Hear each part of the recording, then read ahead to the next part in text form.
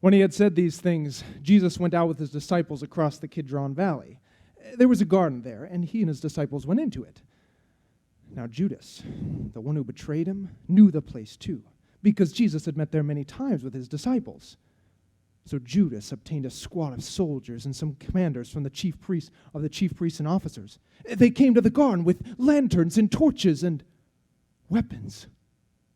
Then Jesus, because he knew everything that was going to happen to him, came and asked them, "Who are you looking for?"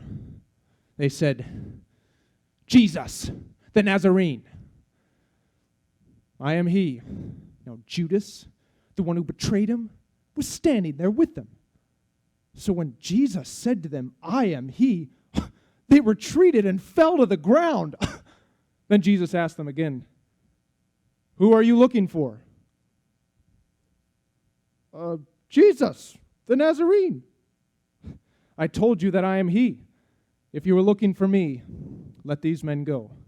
Then Simon Peter, who had a sword, pulled it out and struck the high priest's slave, cutting off his right ear.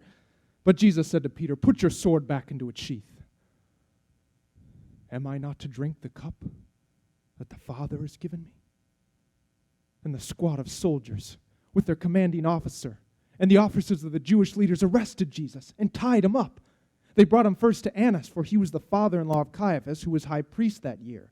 Now, Simon Peter and another disciple followed them as they brought Jesus to Annas. Now, the other disciple was acquainted with the high priest, and he went with Jesus into the high priest's courtyard. But Peter was left standing outside by the door. So the other disciple, who was acquainted with the high priest, came out and spoke to the slave girl and brought Peter inside. The girl, who was the doorkeeper, said to Peter, "You're not one of this man's disciples too, are you?" He replied, "I am not."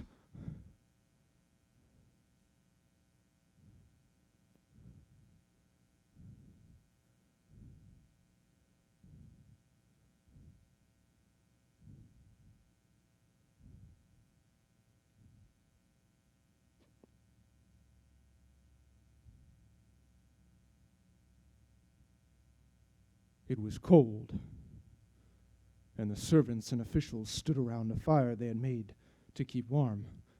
Peter also was standing with them, warming himself. While this was happening, the high priest questioned Jesus about his disciples and about his teaching. "I have spoken publicly to the world," Jesus said. "I always taught in the synagogues and in the temple courts where all the Jewish people assemble together. I have said nothing in secret. Why do you ask me? Ask those who heard what I said. They know what I said." Then when Jesus had said this, one of the high priest's officers who stood nearby struck him in the face and said, "Is that the way you answer the high priest?" "If I said something wrong," Jesus replied, "testify as to what is wrong. But if I spoke the truth, why did you strike me?" Then Annas sent him still tied up to Caiaphas, the high priest. Meanwhile, Simon Peter was standing in the courtyard warming himself. They said, "You aren't one of his disciples too, are you?" He denied it. "I am not." One of the high priest's slaves, a relative of the man whose ear Peter had cut off, challenged him. "Didn't I see you with him in the garden?" Then Peter denied it again.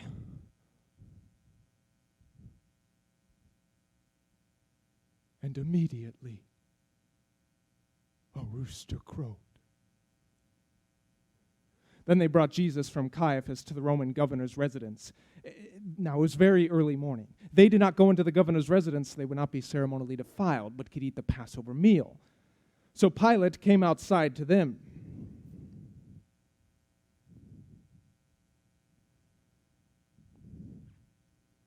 "What accusation do you bring against this man?"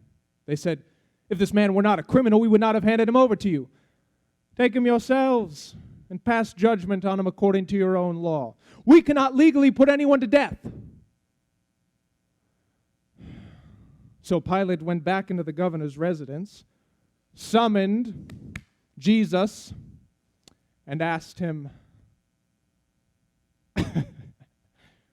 "Are you the King of the Jews?" Jesus said, "Are you saying this on your own initiative, or have others told you about me? I am not a Jew, am I? Your own people and your chief priests handed you over to me. What have you done? My kingdom is not from this world. If my kingdom were from this world, my servants would be fighting to keep me from being handed over to the Jewish authorities. But as it is, my kingdom is not from here." "So, you are a king," Jesus said. "You say that I am a king? For this reason I was born, and for this reason I came into the world, to testify to the truth. Everyone who belongs to the truth listens to my voice." Pilate said, "What is truth?" When he had said this, he went back outside to the Jewish leaders and announced, "I find no basis for an accusation against him, but it is your custom that I release one prisoner for you at the Passover. So, do you want me to release for you the King of the Jews?" Then they shouted back, "Not this man, but Barabbas." Now Barabbas was a revolutionary. And Pilate took Jesus and had him flogged severely. The soldiers braided a crown of thorns and they put it on his head, and they clothed him in a purple robe. They came up to him again and again and said, "Hail, King of the Jews!" Ha! And they struck him repeatedly in the face. Again, Pilate went out to the Jewish leaders and said, "Look, I am bringing him out to you so that you may know that I find no reason for an accusation against him." So Jesus came outside wearing the crown of thorns and the purple robe. Pilate said, "Here is the man." When the chief priests and their officers saw him, they shouted out, "Crucify him! Crucify him! You take him and crucify him! Certainly I find no reason for an accusation against him. We have a law, and according to our law, he ought to die, because he claimed to be the Son of God." When Pilate heard this, he was more afraid than ever. And he went back into the governor's residence and said to Jesus,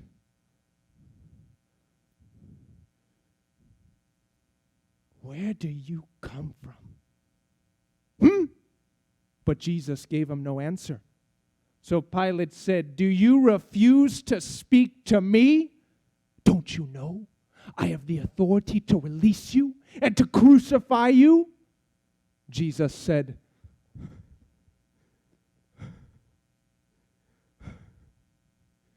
"You would have no authority over me at all unless it was given to you from above.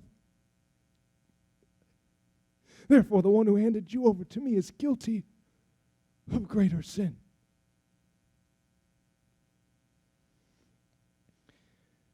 From this point on, Pilate tried to release him, but the Jewish leaders shouted out, "If you release this man, you are no friend of Caesar.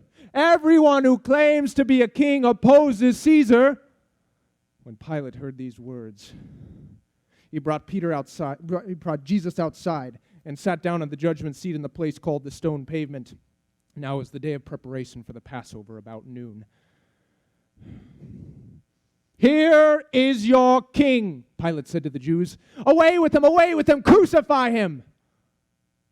"Shall I crucify your king?" The high priest replied, "We have no king except Caesar."